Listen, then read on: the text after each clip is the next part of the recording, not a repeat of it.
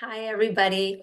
My name is Sara Struthers. I'm Manager of Talent Services and Career Support at SAIT's Continuing Education Department.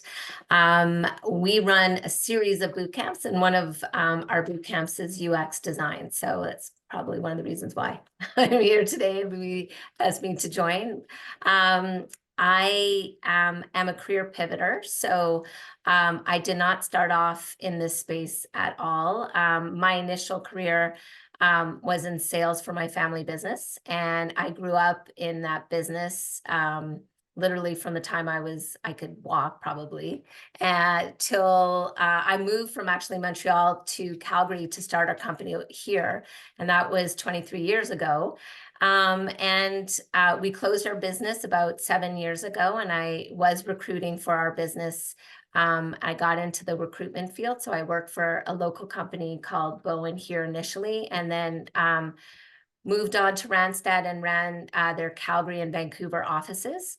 And 3 years ago, I had a chance to join SAIT, which I absolutely love what I get to do, because at SAIT, I get to help people fulfill their career goals and help them reach those goals with some of the tools that I provide them, and working very closely with them in our different boot camps. Mônica is actually one of our students. She was someone I had a chance to work with about a year or so ago. So it's a dream to be able to work at SAIT and do what I do every day. So, and thank you so much for inviting me to be spending the evening with you today. So thank you. At the contrary, the pleasure is ours. Thank you so much for this wonderful introduction. Daniela, would you like to continue? Yeah, sure. Hi, everyone. My name is Daniela. I'm currently an associate consultant at SALT, and I got there because wow, time flies by. Almost 2 years ago, someone approached me about joining SALT, building up the Canadian team for recruitment, and I was assigned to work on creative and product, so it's all like design and product. And yeah, I've been there for almost the past 2 years, and I met Louis, I think a year ago, recruiting for a role. And now, yeah, we have hosted I think a handful of events with other speakers, and now it's my turn. So yeah, welcome everyone. Happy to chat with you all. Thank you, Daniela, for everything you have done for the community.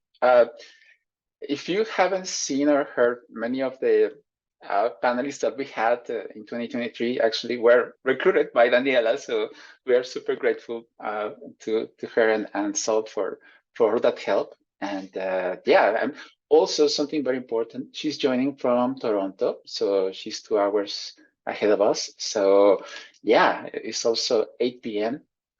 Yeah, so thank you for staying late for us.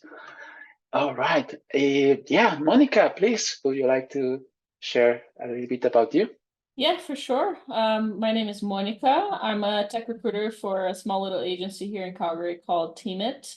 I'm a career pivoter as well, like Sara. I started my career as a gymnastics coach, did that for almost 15 years.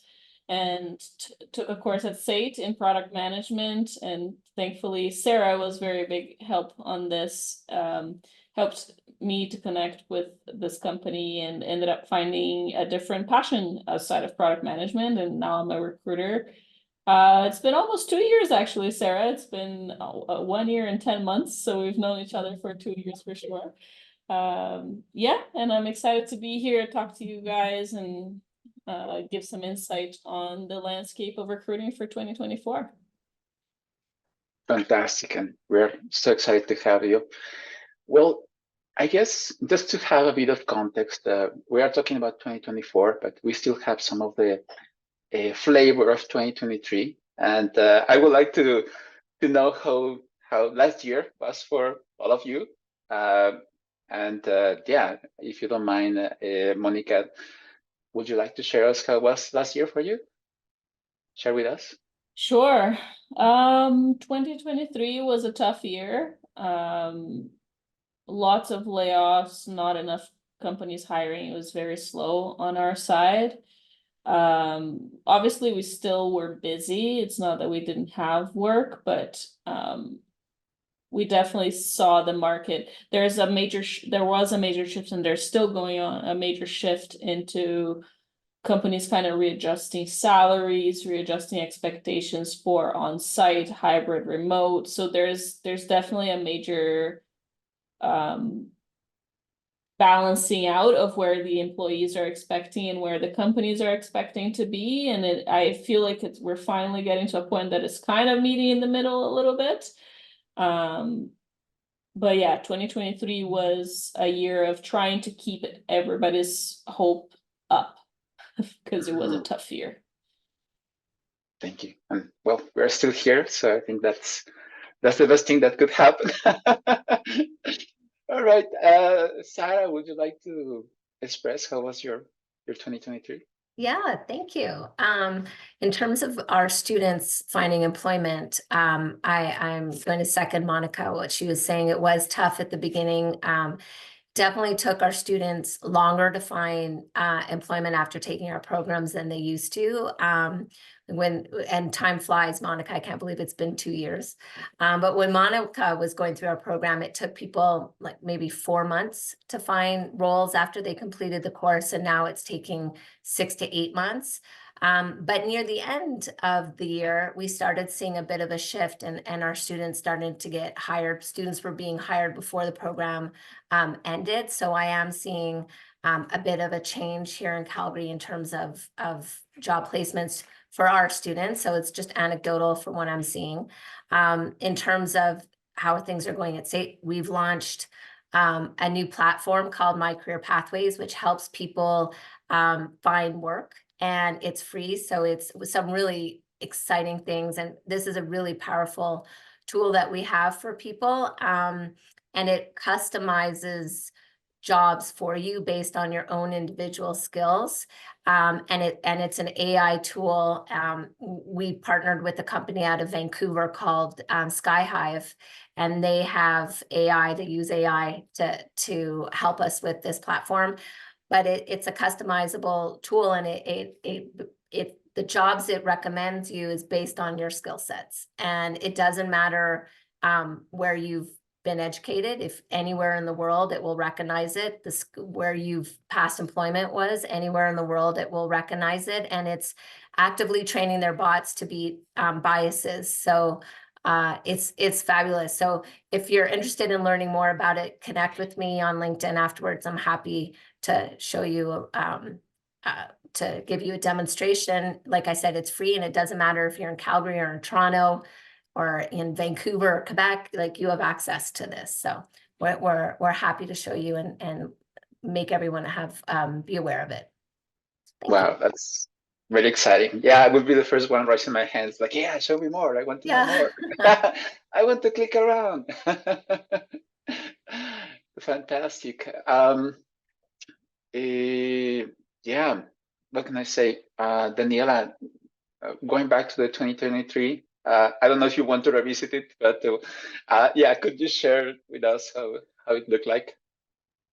Yeah, I think, we saw like a shift comparing that I saw in like 2022. It was completely different than when it started 2023. But I think we saw like a drastic change after probably the first half of the year. So I'd say like from July to December, that's when we really saw like not only the layoffs, but like not like jobs were like here and there, permanent jobs were definitely like put on pause. There were still jobs, as Mônica said, but for us it was mostly contract. No permanent jobs like at all, like maybe one here and there. I think compared to this year, last year, the half of it, like the last half, it was very tough, but good things. That's why recruiters are here. That's why I am here. So we can let you know how everything has been picking up in 2024. Yeah. Excellent. And just to give more perspective, if I understand correctly, you are overseeing Canada and the US, right? Is that correct? Yeah. Okay, So I'm recruiting across North America. Yeah. Fantastic. Well, yeah, so that allows us to dig deeper into 2024. So Daniela, any glimpses or hope or something else happening for North America coming up? Yeah, honestly, 2024 has been a great year so far. I won't lie. I know it's the first month only, but that is good news for everyone. I recruit across permanent and contract, but we definitely have been seeing longer contracts happening. So I would say like 6 months up to a year, and then there are extensions, or even they like the candidates so much that they make them permanent. That's what we have been seeing more, which is good. And then, yeah, just like a lot more jobs than before. I know there's still like a lot of candidates like here and there. And there have been still some layoffs. We are aware of that, but we know that they will eventually rehire those people, even if it's just as a contract role. So I think the market is definitely picking up. Yeah. Wow. Okay. That's the kind of thing that is lovely to hear. Thank you so much. Oh, all right. Fantastic. Not to put too much pressure, Mônica, how 2024 looks like. Do you share the same optimism? I'm sorry, I'm not keeping the same optimism. Okay, it's okay. In my company, I'll say we have seen a little bit of an uptick since December. It's definitely true that, like, compared to most of 2023, we have seen a little bit of an uptick, but it hasn't been as major as Daniela's company is. I hear a lot of our clients talking about gearing up to hire, which is very hopeful. But until I actually see it on my board as an actual job posting, I'm still staying skeptical, especially with seeing like some major companies still doing some major layoffs. I'm very hopeful, but I'm still skeptic, sadly. I'm sorry. No, that's perfect. I think considering everything that has happened in recent years, it's always good to have optimistic ideas, but also being very good at narrowing reality. All right, Sara. Yeah, how 2024 is looking like on your side? We've had a couple of students found employment in January, which is not common for us. So that's really amazing. But it's hard to tell. Like for us, it goes in spurts. Like we get a ton of hires all of a sudden, and then nothing for a little bit, and then a ton of hires. But from my past experiences in recruitment, January isn't really a strong month in Calgary. I'm not sure what it's like in other parts of the country. And we used to see things pick up really at the end of February, and March is when it was like crazy busy. So I'm hoping that's what it's going to be like. I'm like, Mônica, please be a hopeful, because my students need jobs. So I'm hoping things will continue people will continue to be hired. Yeah, it's hard to tell. And we have a new group of students that just started this past August. This past Saturday. So when they'll be finished in 12 weeks from now, hopefully the market has picked up. Wow, that's very exciting. And going along the line of continuous education and the skills that will be necessary for the future, would you be able to give us a couple of ideas of what kind of talents or skills are going to be in demand for this year? Same question for you, We're adding new programs all the time. SAIT used to be known more as for continuing education, really was a place where people went for a hobby. Like it was, so we're getting rid of some of those hobbyist type courses. Like we still have photography, but we've gotten rid of some of the cooking courses and things like that we've had. So we're really focusing more on upskilling and reskilling programs. We have a ton in supply chain. We have our digital upskilling, reskilling courses are always full. And I think that's kind of where we're seeing our focus on is finding courses for people when there's a new need in the industry, that we provide them with the skills that they need to help them find jobs.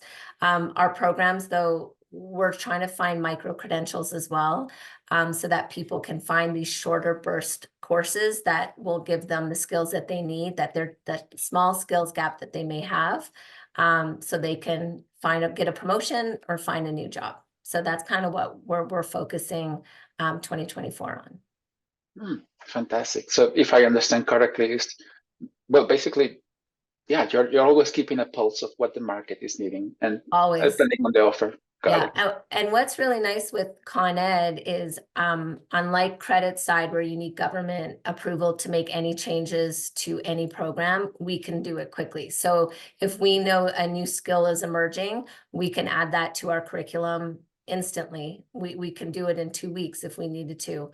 So we don't need to wait, because typically on the credit side, it could take 18 months to get changes made to curriculum. For us, we can do it in a matter of weeks. So we very much stay up to date with what the trends are in the marketplace, and our platform helps us with that because we can see real-time information of emerging skills that are occurring in any role in Calgary's or Alberta's marketplace. Wow. Excellent. Thank you so much. That's really enlightening. Well, Daniela, what do you think? Any skills that you have seen any uptake or more demand in 2024? Yeah, I think it always like depends on the company, because sometimes, especially for us with contract, it's if there is a specific company that they're taking on a new project, it can be from product design or like UX design or like UI design. I know it's like they're all different. Like product, it could be 50-50 UX and UI. UI, it's basically just like the visuals, how it looks. UX is more of like the research, like that type of thing. So I think in terms of like having the skills, I think you as a designer, you should know what you're looking to do, right? If I want to be 50-50, I'll do product design and I'll master my skills on that. Just like as Sara said, if there's another skill set that they need in order to have a job, maybe specified on design systems or anything like that. But I think before knowing about the skills, you also have to ask yourself as a designer, what do I want to do? Do I want to do more of like user research, user interviews, or do I want to do more of the visuals, how the app looks? Or I want to do 50-50. So I think it's very much depending where you want to work, what you want to do.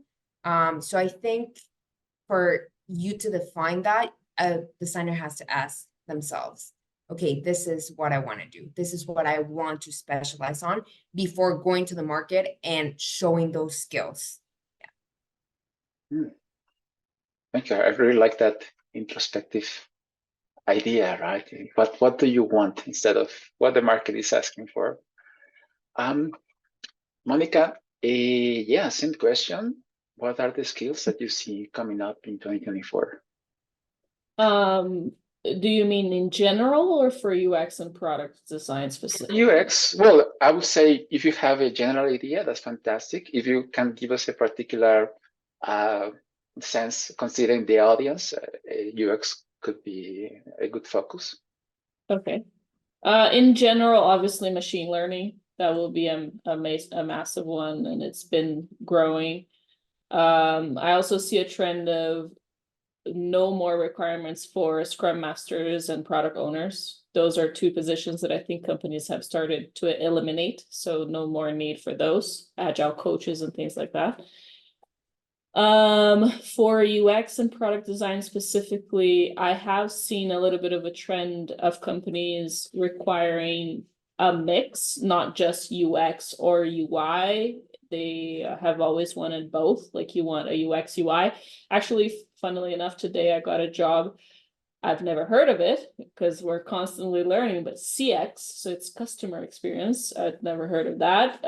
I still have to do some research to figure out what's the difference between CX and UX because it sounds very similar to me. But I don't know if that's a trend because obviously that's one job, but yeah, and I'm assuming at some point there will be a slow transition into companies requiring you to learn how to use AI into your day-to-day. So not create your designs in AI, but knowing how to utilize it to make your job faster, right? So, but I haven't seen that trend yet. I'm just very big assumption of mine saying this. Yeah, that was actually kind of like the next question that I wanted to cover. Certainly with AI and any new technology, we see the titles shifting and just maybe trying to see or use similar techniques but in different spaces. Have you seen any new titles or any, let's say, future trends that maybe designers could be just taking advantage?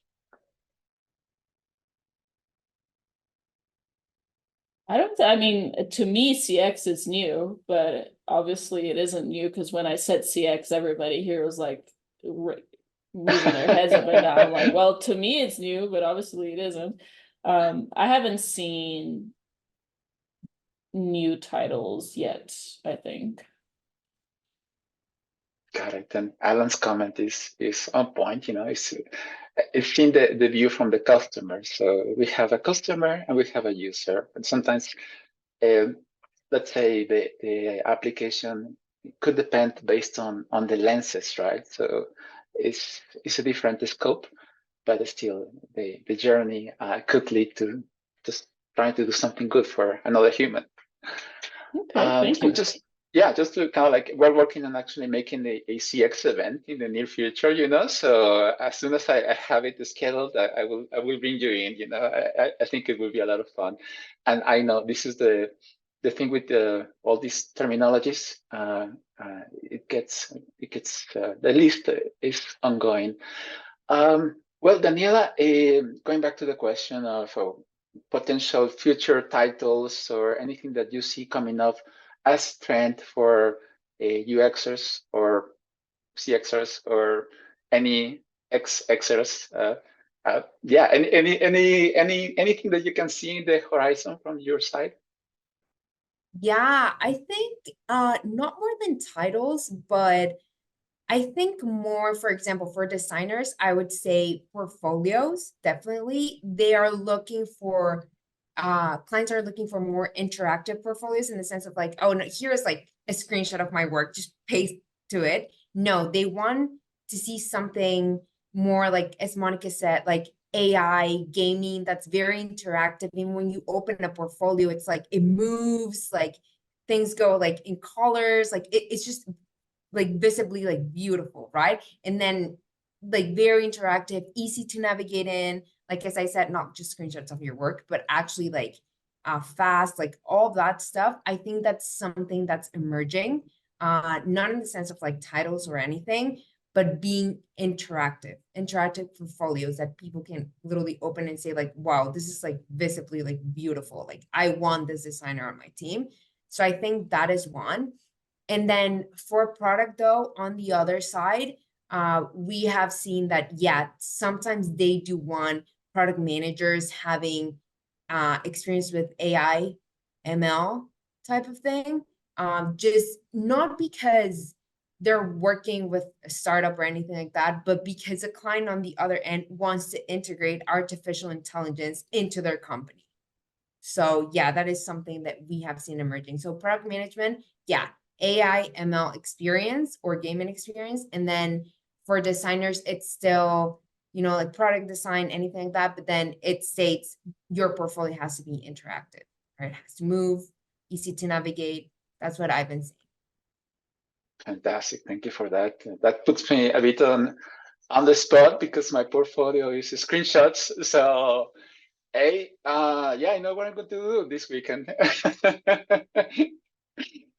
Well, yes, Sara, I know that you're at the forefront of building professionals, but from your research, have you seen any potential titles, any trend coming up on the, anytime soon?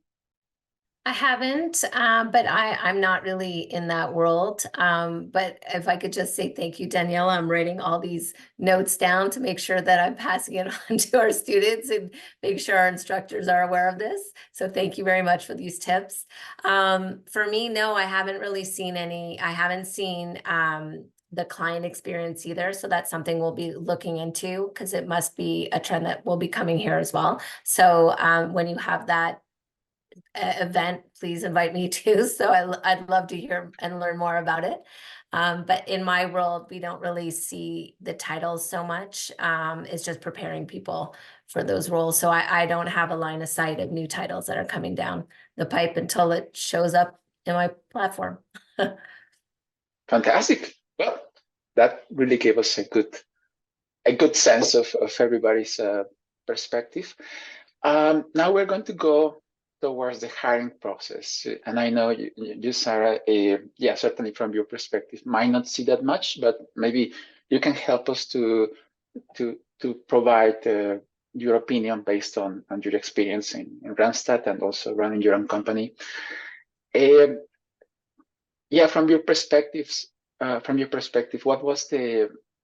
is the role of a recruitment agency or a HR person at securing a job? And this is coming from the perspective of normally we get to kind of like apply, we get into an interview, but we need to still empathize with the person in front of us. So yeah, potentially we're providing a much better experience.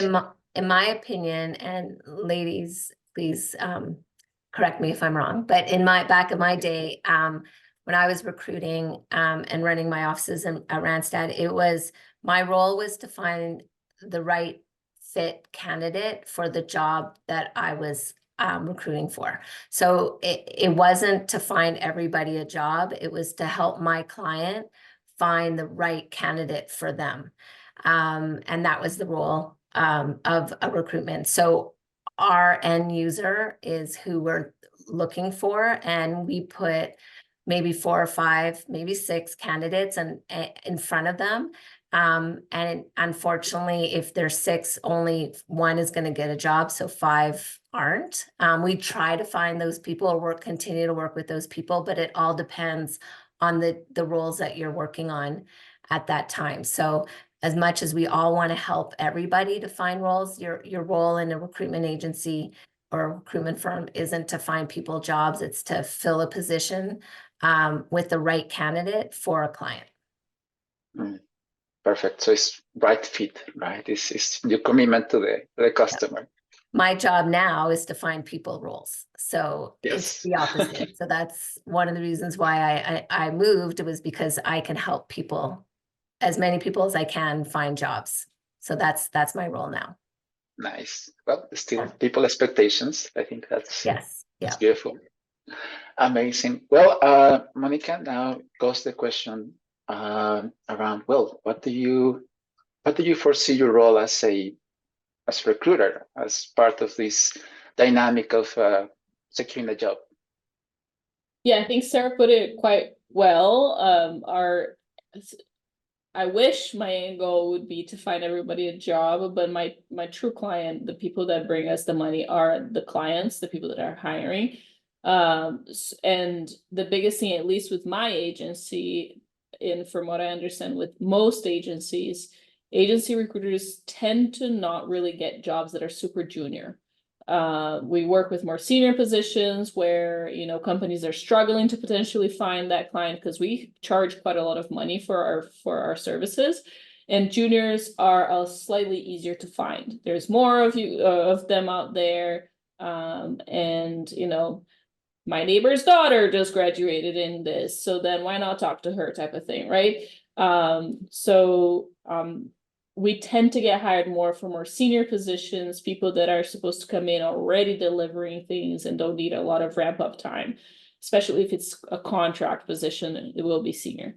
That's not to say that it's not good to meet with recruiters, because the bottom line is we have a lot of intel in the market. We can help you with potentially figuring out how to place yourself in the market salary-wise, what type of companies you should be targeting based on what you're looking to work with. Even today, I had a talk to a girl, and she was wanting to interview for a software development position because she's about to graduate in a course in software development, but her true calling is data. So it's like, why are you interviewing for software development? This is not what you want to do. It's already going to be tough to find a job in this market. So why not spend that time to do something that you truly want to do, right? So we can be people that guide you. And obviously, as we know you, we keep talking and we keep our relationship going long term. Hopefully there will be a time that I'll have a job to talk to you about because I know you, right? So a relationship with a recruiter needs to be kind of like, you can't go in thinking this person is going to find me a job in 2 months. It's going to be, I'm going to create a relationship long term so that one day, hopefully, we can work together for a specific position that they are hiring for. Amazing. Yeah, I totally agree. If by any chance or any of you get in touch with a recruiter, think about that. It's the long term. You're building a career more than looking for the next job. And certainly, I think anybody in our panel is a really wonderful person to build a relationship with. Daniela, yeah, well, can you provide anything else to the question? What do you think is the role, or anything that you'd like to add? Yeah, I totally agree with Sara and Mônica. Like, that is true. We usually get a little bit more senior roles, but I mean, like, honestly, that's all we get, 1 or 2, like a little bit more junior roles, stuff and contract. But it is true. Like, if you talk to a recruiter, they won't find you a job immediately, but it's always good to cultivate that relationship. And even when I talk to candidates, I've talked to very senior people and very junior people. For example, today I was talking to someone who was a little bit more junior, and she was like divided in doing like animation and graphic design. And I told her, you know what do you really like? What do you really like doing? Right? Because you can't be both. If you want to specialize in something, you either have to go for graphic design or animation, right? Like, make sure, because then you can up your skills in that and you can actually get a job, right? But then I always keep in touch with everyone, just because you never know, right? Like, there was this girl who started like in product management. She had like no experience, whatever. And I recently reconnected with her, and she just finished a contract at Microsoft. Like, that is crazy, right? She started as like with no experience, ended up in Microsoft. Like, that's why you always have to build that connection. So maybe if we can't find you a job right now that's like a fit for you, we can connect in the future, and maybe we can actually get you a job. It's all about networking, right? Connecting with recruiters, it's also about networking, not immediately finding a job. Yeah. Yes, double yes. And yeah, I can say that, yeah, I seen Daniela following up with pretty much anybody. So yes, that's a good thing to do. Okay, well, Daniela and Mônica, and also a bit of you, Sara, we all have the experience of moving from one place to another. I think, well, Daniela is a fellow Mexican, like myself. And this question goes more around the side of anybody that is moving to Canada, that is completely new to the job market. They already have experience, but they are looking for that opportunity, right? That first step forward in Calgary or in North America. Daniela, any recommendation that you can give us to make that first step a really good step? I think you need to show your skills, definitely. I know it's a little bit hard when you come from like another country. I know, I understand it more than anyone. But you have to show your skills, right? Especially in design. Have a good portfolio, and then always follow up if it's necessary. Even this goes with any job search, but I think especially with people who don't have any Canadian experience, have a spreadsheet where you have applied. You can investigate who the hiring manager is, and then just follow up and say, hey, I see that you are hiring for this position. these are my skills, I think they match. And that is also very important when you apply to jobs. If you have experience in banking, it's better to apply to banking industries, right? If you have experience only in tech and this requires 5 experience in banking, do not apply to that job, because it's going to be very hard to get it, obviously, right? So I think following up, having a spreadsheet of wherever you have applied or the recruiters you have talked to about the job, that is very, very important. Just to like keep track, obviously, right? And even there are hiring managers, like there are also exceptions that they're like, oh, we actually just want someone from like a different industry, right? And that is also achievable, but just always keep track of all your applications and read the job description, right? You don't want to be very junior and then apply to like a lead position. They're going to be like, what? Like, what is this like person doing? Why are they applying to that? So I think just keeping in track, following up and everything. And I know it's kind of hard. I know I've been there, but if you do it, you will probably end up getting a job. Yeah, great advice, especially for the people like me that have short memory. And it's like, wait, what was that one about? And it's like, oh, okay, well, I don't know. Yeah, thank you. Yeah, keep track. Spreadsheets are our best friends. Mônica, similar advice, newcomer, new to Canada, next job. What do you think would be a good tip? The biggest recommendation is building a community, so networking. And that is true for everyone, to be honest, but for newcomers is especially true because you don't have any community. So a born and raised Canadian or someone that has been here for years has a brother, a sister, a mother, an aunt who could potentially make introductions, connections that could bring you something. A true newcomer comes here with pretty much nothing most of the time. And I can say this, I've been in Canada now for almost 10 years. And aside from my first job ever in Canada, every other job that I've ever gotten was because I knew someone who introduced me to something. That's not to say that it's impossible to get a job without a connection, without a network, but a network definitely helps you and it lifts you. And I know that we'll get to questions on the chat later on, but I've seen a few asking like how to stay positive during the really tough job search. And truly, it's your community around you. You need people that can lift you up that day that you heard that the next no, that you couldn't take it again. That day they're like, if I get another no, and pardon my language, fuck this shit, you know, like you're done, you're out.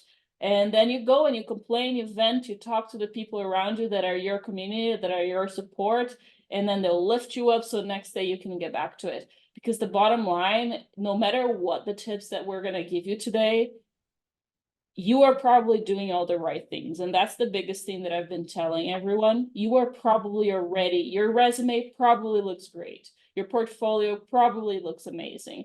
The community that you're building around you, it's amazing. But the market is just whack right now. And there's nothing you as the candidate that you can do.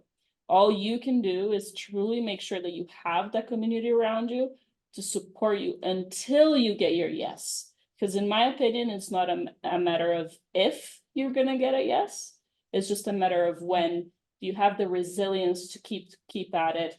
If you don't have the finances, get what they call a survivor job until you get that. I actually read a post today on LinkedIn from a lady that was part of one of the major layoffs that happened in the US. And she heard about this networking thing. And she's like, okay, I want to work with whatever company. She wanted to work at Tesla. She became a coffee barista at Tesla. And after 8 months of working as a coffee barista at Tesla, networking incessantly there because she was meeting the people that work at Tesla, somebody was like, hey, I'm actually hiring for a sales position in my team. And I know that's not what you're looking for because you're a recruiter. She was a recruiter in her previous career. But I think you should interview today. It's today or never that you're going to get this interview. She interviewed and she got the job. Again, 1 in a million, but it is one of those things that is just like, you know, get a survival job that could potentially get you connections with people that will connect with you with people, right? I don't know. So get a community. That's my answer. Lovely. I love it. And later on, I'd like to know more about the community that you're part of. And I loved also the fact that if you don't have a community, you can build a community, which is also, I don't know, I heard this something good. I can only test a couple of times. All right. Well, Sara, from your perspective, we know that you're mostly dealing with quite a lot of students that also are newcomers. Yeah, what do you normally tell them to get ahead and get a good job? I say what Mônica just said, network, network, network, network. We actually teach part of our boot camps when we do career support. We spend 2 hours talking about networking and how to network, because LinkedIn had a study not that long ago, I think it was in 2022, where they asked hiring managers, and 72% of hiring managers said that if someone recommended a candidate, they would look at their resume. And out of that 72, 85% of them said they would interview the person. Calgary is an unbelievably relationship-based city. So I'm not sure what Toronto's like or other parts of the country, but Calgary is really it's who you know. So if you're pivoting or if you're a new Canadian, you need to network. And that's why, and I find it's a skill. Not a lot of people, I mean, it sounds funny, but people don't know how to network. They don't know how to walk up to a stranger and start talking to them.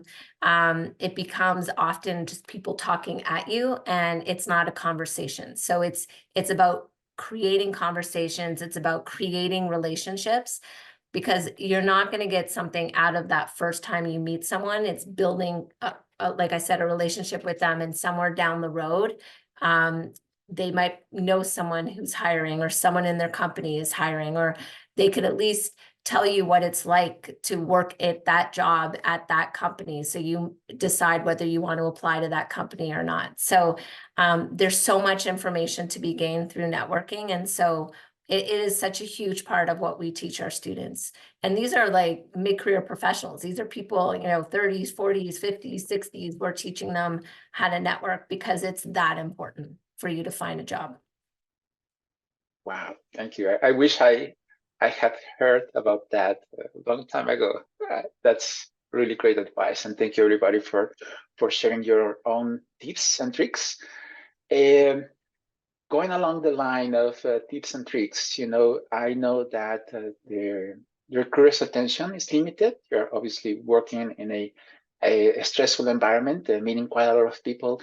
Do you have any advice to stand up or to be memorable, at least? I'm going to start with you, Sara, if you don't mind. When you're applying to jobs, or in what, like when? Any given sense, like, what is the best way to be different than anybody else? Well, I think that's tough because it depends on the job that you're looking for. Like like Daniela said, to stand out, if you're a designer, it comes with your portfolio, and it's, explaining. So the hiring manager can understand the decisions that you made and the choices that you made, and they can see the actual work that you do. But it's really, it's to be able to get the interview is what I think what make or break people, obviously, because the interview is when you have a chance to shine. So prepare for that interview, like know what questions are going to ask, and there's so many interviews that I've been in, and I don't even know if someone's actually answered the question, and they've spent 10 minutes talking and the question wasn't answered. So come prepared for interviews, and it really means like practicing your answers and reading the job description and trying to figure out what kind of questions they're going to ask you, and have examples in your head, have stories you can tell someone when they're asking questions, because the people that get the jobs are the ones that knock the interview out of the park, and those are the ones that know how to answer an interview question. And then networking, because sometimes the networking is definitely going to set you apart. But don't worry so much about being special or being like loud or funny, or just be yourself. Like being authentic and who you are is what people want to see. So don't try to be something that you're not, just be you. And that's perfect. Being you is just exactly perfect. So don't change, just be prepared. Please be prepared. Amazing. Thank you. Be prepared to be you. Thank you, Sara. That's hard. Well, Daniela, any suggestions, to be memorable, to stand out, to be yourself at some point during the interview process or any given Yeah, point? I kind of agree with Sarah. I think obviously you have to read the job description. If you obviously you might know beforehand who the hiring manager is, so just look at their background, kind of like get to know who they are, do research a little bit about the company, because that's usually one of the first questions, right? Like, have you looked at our website? Do you know what we do?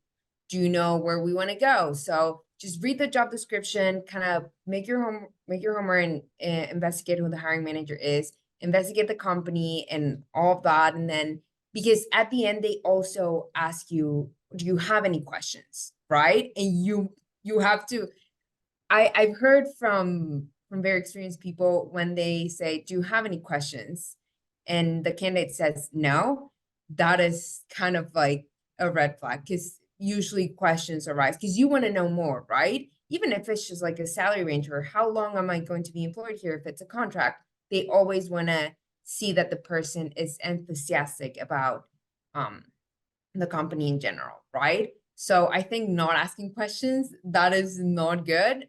You should be having questions. But Sarah is right in that, like, be yourself.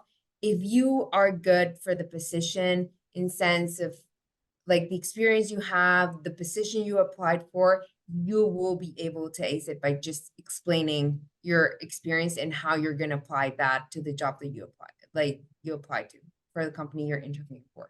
Yeah. Fantastic. And just going along the question side of the interview, what would be a healthy percentage? I've been in spaces where they say, okay, now time for questions, and I have like 5 minutes left, and I feel a bit tied up. What would be a good percentage to feel like this is a good setting for me to ask a question? I think usually when it's like, I would say like a 30-minute chat type thing, when it's like the first round interview for us, it's always a 30-minute chat just to go over your experience and all that. I'd say like around like 10 minutes. And if you have more questions, you should tell the hiring manager, hey, I know we have 5 minutes left, but I actually have some questions regarding the position, regarding the client, regarding the work that I'm going to do. Do you have more than 5 minutes? I think that should be something that should be stated. So you're not like in a rush or just being like, oh, I'm afraid to ask something. So that should be stated, definitely. Love it. Thank you so much. Well, Mônica, any strategy to stand up, to be memorable, to ace that interview? Yeah, I think one that people don't, and both of them have already talked about it, but people don't seem to realize it's actually quite impactful, is doing your research about the client and the product. It's very rare that companies get someone that is like, oh yeah, I actually know what you guys do. And that brings, and usually that's one of, like they mentioned, one of the first few questions, and that sets you up for the interview, sets you up for like, oh, they did their homework, nice, they were interested. So then it sets them up for like a very inviting interview. The other thing is, make sure that you really have your elevator pitch figured out, because one of the first few questions is going to be, tell me about yourself, or some variant of that, right? Where you're supposed to give us a max of a 3 minutes quick overview of who you are, your expertise.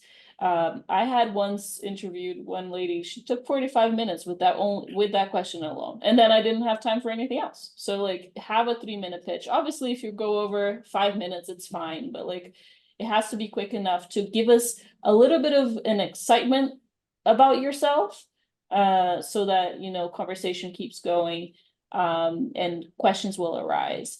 Truly what you need to think about, you are the product and you are a salesman for yourself.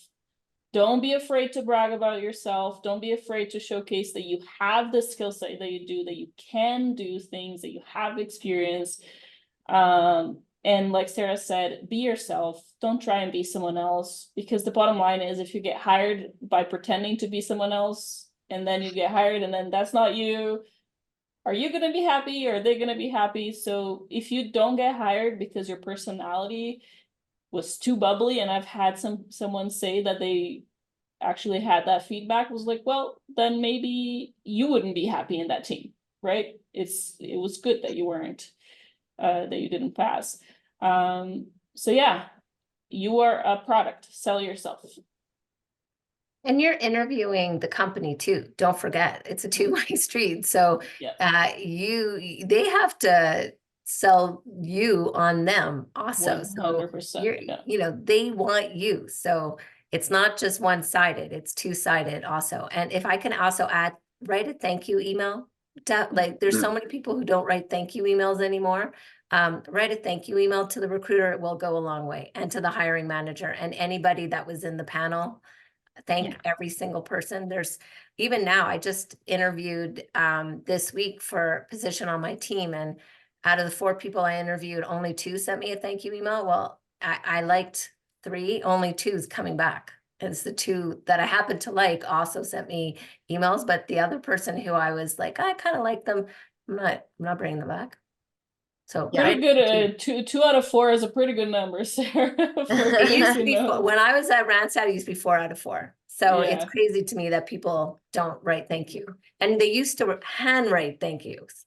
So you don't necessarily have to write I used to write handwritten, like I'm aging myself, but I used to write handwritten thank you notes to companies. So that goes a long way, because not a lot of people are doing it.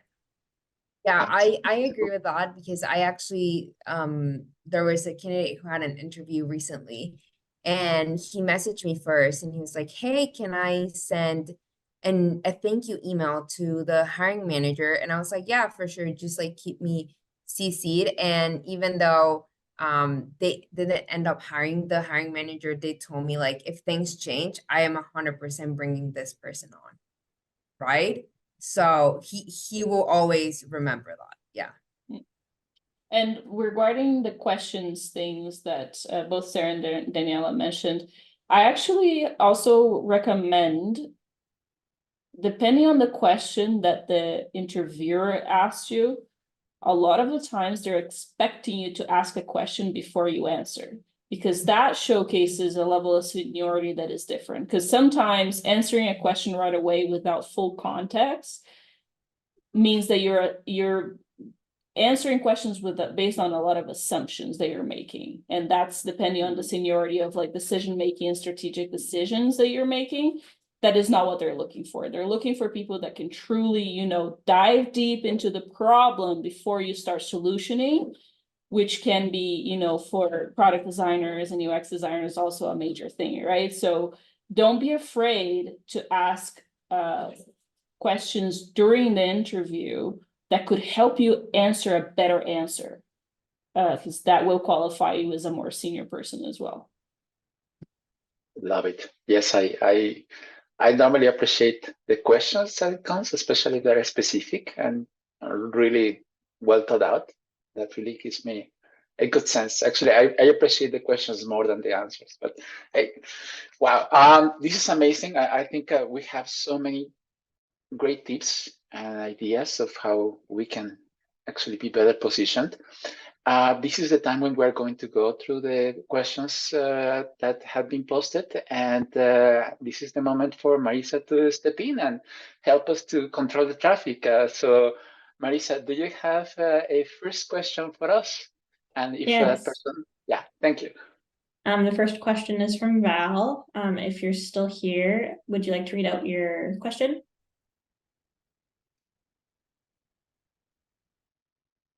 If not, I can read it out as well. Hi, I don't know if it's mine.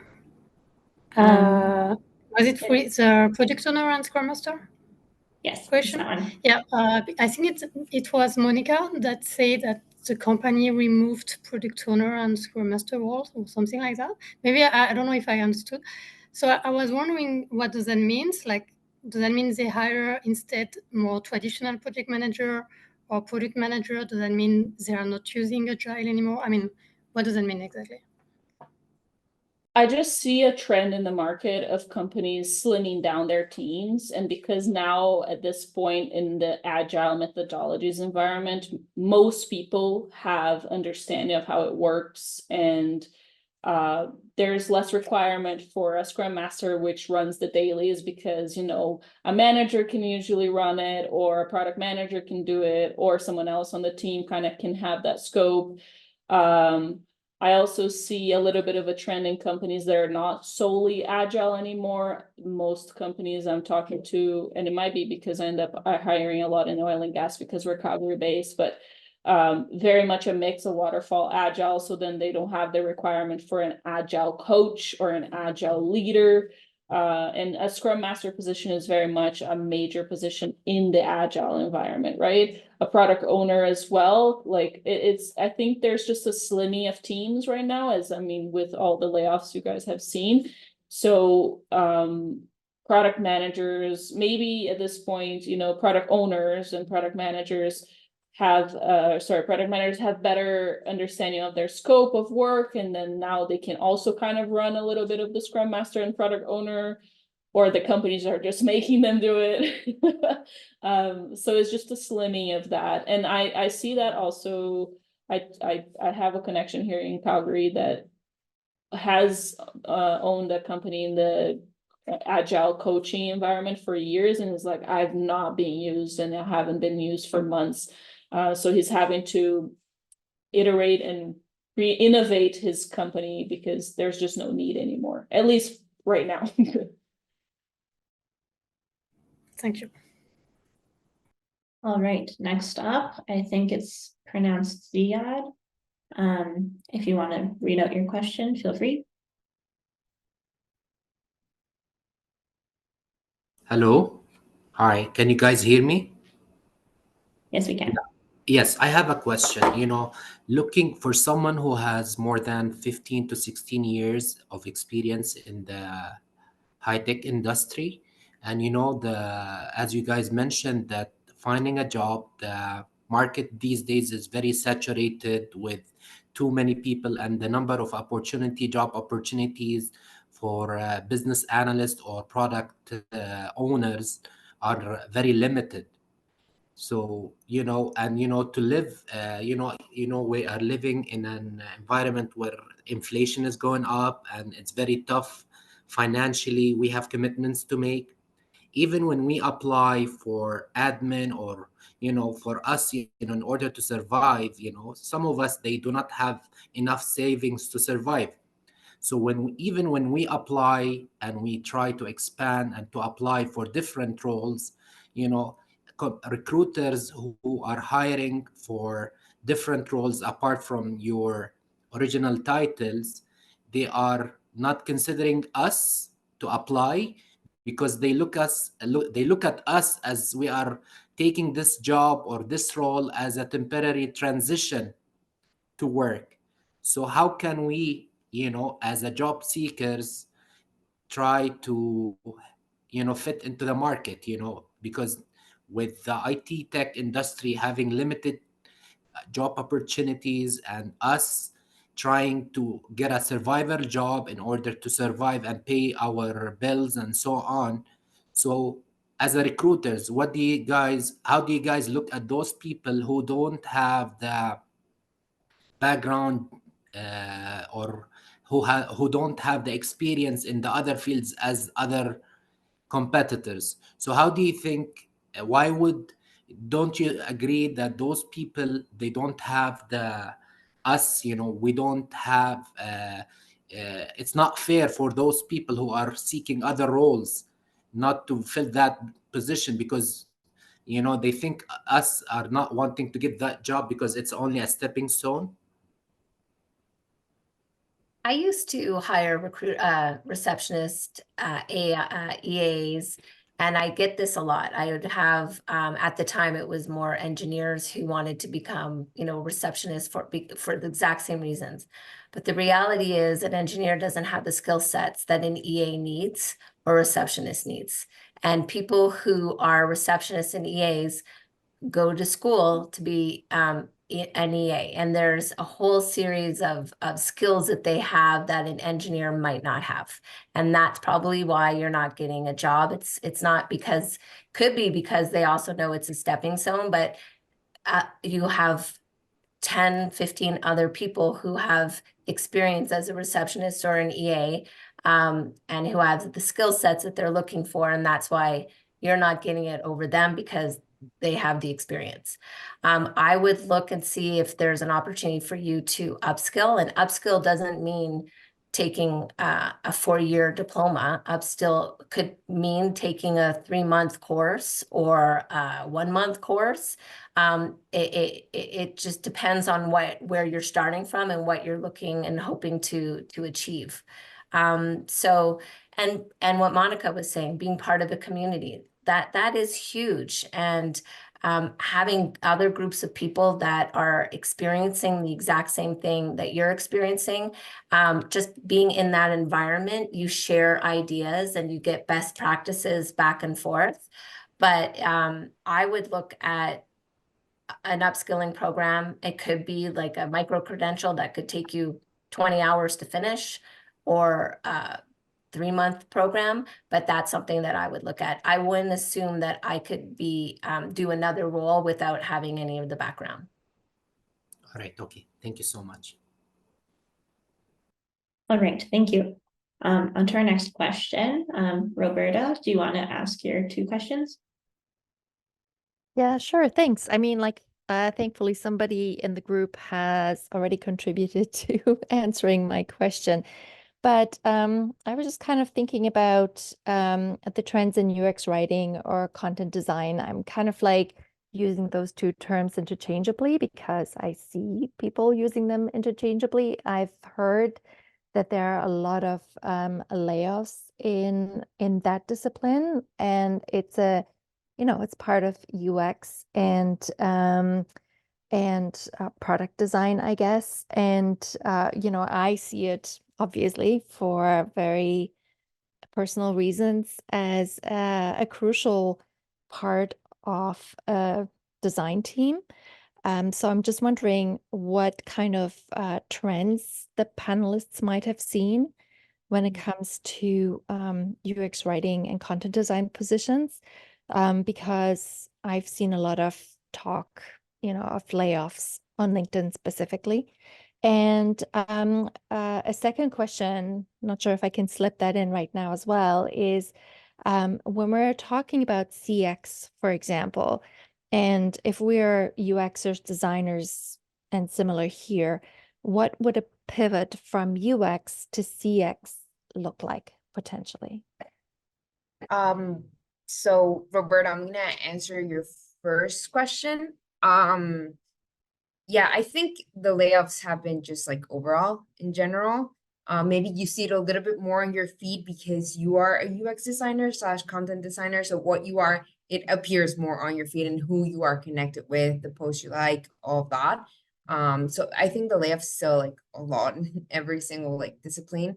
But I think there's still like jobs out there. Like personally, I've recruited for maybe like 2, 3 in the past 2 months in the sense of like copywriters, content designers, and I know a lot of people were kind of, I would say, almost like scared because AI or like ChatGPT would take over them. That's something that I got expressed a lot from like UX writers, content designers. But at the end, recruiting for this last 2 roles, they, at least big companies and everything, they still want the human. They still want that human touch, right? They still want these people to collaborate with the rest of the design team because they bring that specific touch. So I think that it's still like booming. I still see hiring for contract permanent. So even though there have been layoffs, I think they're still hiring for them.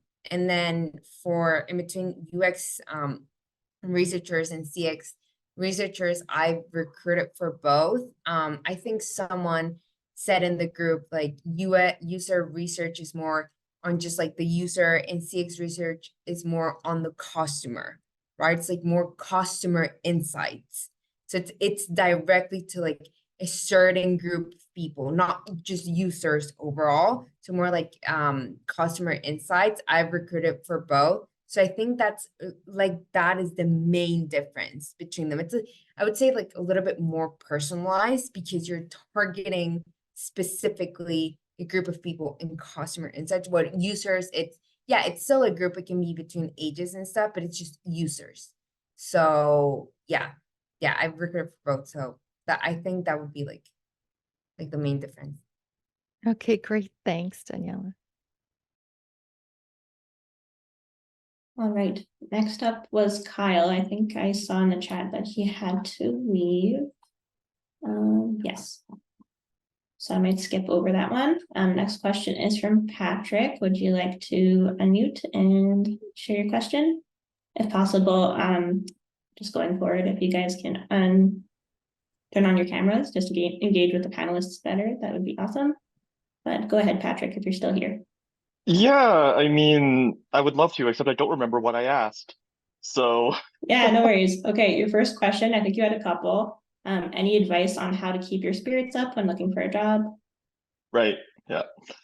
So like one of the things was like, when I was unemployed for a while, it was just a very demoralizing experience, just trying to find work and trying to do that. But I also know that you guys also kind of touched on that a little bit already, finding community, chatting, meeting with people and chatting with them. But is any other kind of like tips or like advice for people who are kind of in that situation? Because it's a really tough situation. It really like bums down like people's self-esteem and their confidence, and that really kind of shows up sometimes even in job interviews when you kind of come in and you're already kind of like beaten down. Yeah, I think my biggest recommendation on this one is first, you slowly, hopefully, as we're growing as a entire universe or entire world, people are starting to have a separation of their sense of who they are and work. So your value is not tied into work. And I understand that that can be tough when you're like, I need to pay my bills, so I need to get a job. But if you have the ability to separate that a little, having a community that helps you through the tough times. And the biggest thing for right now, I don't know, because I know you mentioned you were unemployed a few times. The current market is just ridiculous, and everybody's saying that. It's just like, it's not like it was in 2008 when there were major layoffs as well. It's just a completely new beast, and it's not to do with you. And that's the biggest thing that I'm trying to tell everyone that I meet that is currently on the market. Everybody's coming to me like, can you look at my resume? I haven't gotten any interviews. Most of the resumes that I've looked are amazing resumes. It's not the resumes. It's not, that your portfolio is not, live, like Daniela said. Like, yes, could it be more impactful that, it's interactive? Yes, it can. But that's not the reason you're not getting interviews. That's not the reason you're not getting a job. The reason is outside of your control. So really figure out what are the things in your control. Have that community supporting you. If you need to find a survival job so that you can, pay the bills, do that. And you need to slowly, maybe through therapy, find a way to separate your self-worth from success at work, because those are very separate things. Yeah. I touching on that, like Mônica, she is right. I know it's hard to separate who you are from your job, because I think the first thing when it comes to mind, when someone asks us, like, who are you? People are like, well, for example, me, oh, I am Daniela, I am a recruiter. No. Who are you? I didn't ask what you were doing. I know it's very hard to like separate that, and I'm still working on that myself. But at the end, people will always remember you for how you make them feel, who you were as a person, not all the medals you won, not all the jobs you had or the titles. I promise you, there have been people that have passed away in the last few years, and I don't remember who they were for what exactly they did, but who they were as a person. So Perfect. And then I think you had another question, Patrick. Go ahead.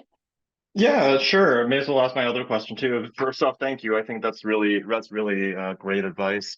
The other one is like from the perspective of the of me as a job seeker. When you're going, you know, interviews are a two-way street. So what are kind of some red flags or behaviors that we should kind of keep an eye out on from the employer? Like, you know, what does an employer do that I should be kind of aware of so that I kind of, you know, not get myself into trouble later on, right? I think that's so personal though, because everybody thinks a different thing is a good culture for yourself. I know what I would be looking for a red flag. If on the interview they talk about we're a family, I don't want a family. I have my own family. I want a job.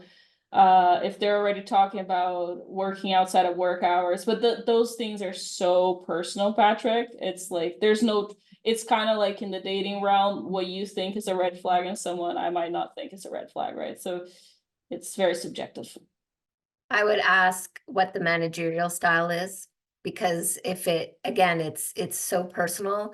And if their style is opposite of yours, then that's a red flag for you. But that is one question I ask. I make every one of my students ask that question. yeah, I agree with what Sarah's saying. Definitely the managerial style, because I know, for example, with my manager who is actually on the call, but he's not here anymore. I know we work alongside well, and I knew that since I had the first interview with him.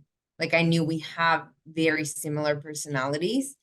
And that's why we get along well and we can like deliver together. Definitely. Yeah. I also sometimes ask, why is this position open? Is it a new position or did someone leave the position? Like just, and then you can find out what's going on at the Or if it, company. or if it has been open for many, many months, Yes. that is a red flag, I would say, any type of position. Yeah. What's the turnover rate? You can't ask that question. We can as a recruiter, and then ask your recruiter, why is that? If you're working with why is the position open? And how long has it been open? Ask those questions because they'll know. Yeah, awesome. Thank you. Perfect. Okay, it looks like I have a couple more questions. There's a lot of the same question that came up. I'll just read off of Emily's because I think it encapsulates a few other questions. Would you rather a new hire have a portfolio with several different skills or one that specializes in one skill? So just kind of having more skills, is that beneficial, or specializing one skill? I find that Canada has a preference for people that are laser focused, people that are one-trick ponies. And so if you're a Figma specialist, you're a Figma specialist. Not that you've never touched Photoshop, but you're not someone that you're going around and doing all of the other stuff. Like the clients that I have, they tend to like people that are one thing. And that's really hard. There's I'm Brazilian, and I know that that's not the norm in Brazil. And from interviewing a lot of people here, that's also not the norm in India. So it's a massive mental change to learn how to sell yourself as a specialist instead of a generalist. So I tend to see that a specialist is what the Canadian market has a preference for. Yeah, I agree with Mônica. Actually, there is a position we recently recruited for, and it was purely like we sent some profiles.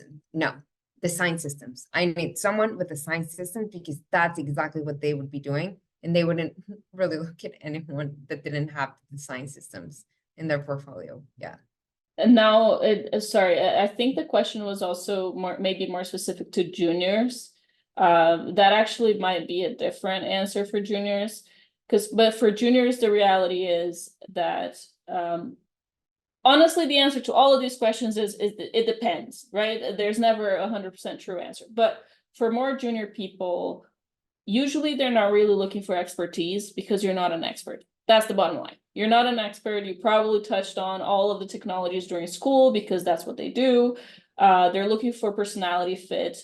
So seeing your side projects that you worked on your by yourself is really important, because that showcases if you saw through an entire project on your own, you probably hit roadblocks during that time, and you had to figure out how to solve those problems, and you had to go out there and find the solutions. So with having lots of side projects on your own, it showcases initiatives, problem solving, solutioning, and things like that. So for more juniors, that answer might be different, but for more senior people, specializing. Great, thank you. And then the last question, I'll kind of break it down into two since they're related. Ellen had asked, it seems like LinkedIn has become a numbers game. It seems like everyone is applying for everything. He's asking, isn't it best to play the odds and apply for everything you qualify for? Madison also kind of had a similar question, and she asked, do you think it'd be helpful to apply to jobs you may not feel qualified for? So kind of a two-for-one there. I would say, I don't know in other markets, but in this market, applying for a job that you're not qualified for, no, there's no point. Because if you see the jobs, they have hundreds of thousands of applicants. You think they're not going to have someone with expertise there? I'm actually in this current market. If you don't have 80% or more of what the job description is asking, I would say don't even bother, because it could be even a deterrent. Because sometimes we are looking for people, like, if you are a full on, like, why the heck is this person applying for this job when they have nothing of what I'm asking? Like, immediately now I have a negative, not that I'll remember your name, because most likely I won't, but like, it's a negative connotation to your person, right? So in this market, I say shooting your shot is probably not the way that it's going to get you the job. Not to say don't shoot your shot, not to say, like, you know, connect with people and shoot a message and say, like, hey, I see you're hiring for this position. Maybe that could yield you a result, but applying just for the sake of applying to 200 jobs a day, that is not going to yield you a result. You have to like update your resume and make the changes that are necessary to make sure that your profile stands out for that position. And that takes more time, which means that you're going to probably apply to like 5 jobs a day, if that. But the point is, if it's 80% or more, like, because we know women tend to not apply to jobs if they don't have 100% of the skills. So you don't have to have 100% of the skills. Make sure you have the top skills that they're looking for. But if someone's saying, I mean, it's different job market, I guess, but if someone was saying, you know, 3 to 5 years and I 2.5, I'd still apply. Like, I still would totally apply. If you have like even 75% of the job skills, I'd still apply. You don't have to have 100 to apply. And, you know, if you're working with a recruiter, and they're also gonna, like, I've put people forward that didn't have exactly what the client was looking for, but I sold the hell out of that candidate and they got it because I knew that that candidate would be a perfect fit. So you never know. If you're working with a recruiter, they can sell you to that client, and sometimes it's just getting a foot in the door. But yeah, like if you have less than, I mean, I had said that I applied, I was interviewing for a position on my team. There are people who applied to this position that had no experience at all, like zero, like at all. I didn't even look at their resume, but if you have 75% of it, I looked at your resume. Yeah, for sure. But if you have 0%, I'm not. But you don't have to have 100. Just make sure that's out there. Like, still apply even if you don't have 100. Yeah, even like, I keep giving examples, but someone, I think they were asking for 5 years of experience, someone with 3 years of experience applied, but it was very relevant experience, and they were like, we want to interview that person, other than other person that had, I think, 10 years but no relevant experience to that company. They decide to go with the one that has less. So it doesn't have to be 100% everything right.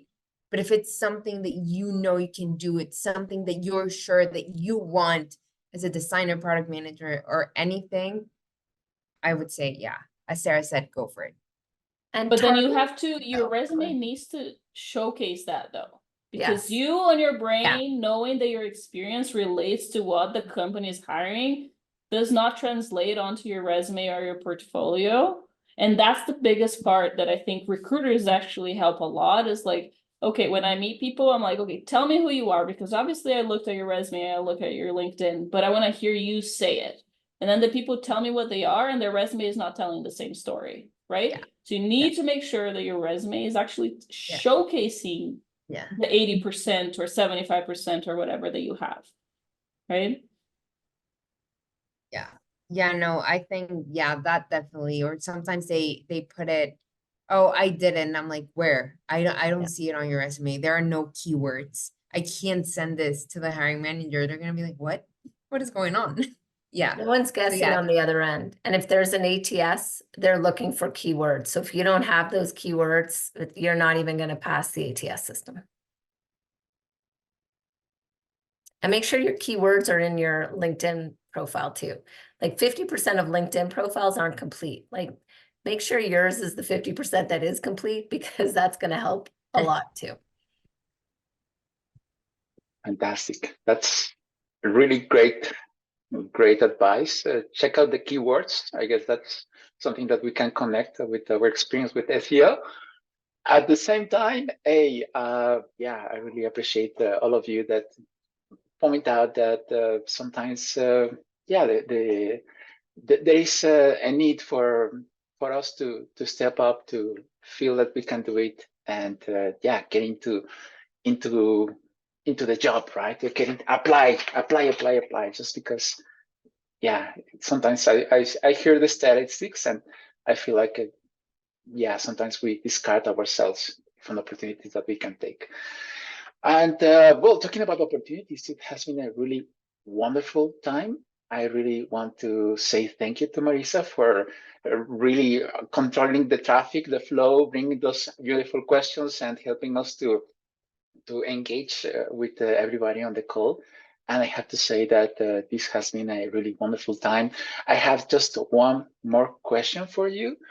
And this is completely free if you want to, but for all of you that wanted to follow up with Sara, with Daniela, with Mônica, what would be the best way to reach out to you? And I'm saying either the media or also maybe that thank you note that we have also acknowledged, maybe not with handwriting because mine is terrible, but hey, if you have actually, yeah, if you have beautiful handwriting, I want to see that. You know, I want to take a look at that. But going back to the question, what is the best way to reach out to you? So, Sara, yeah.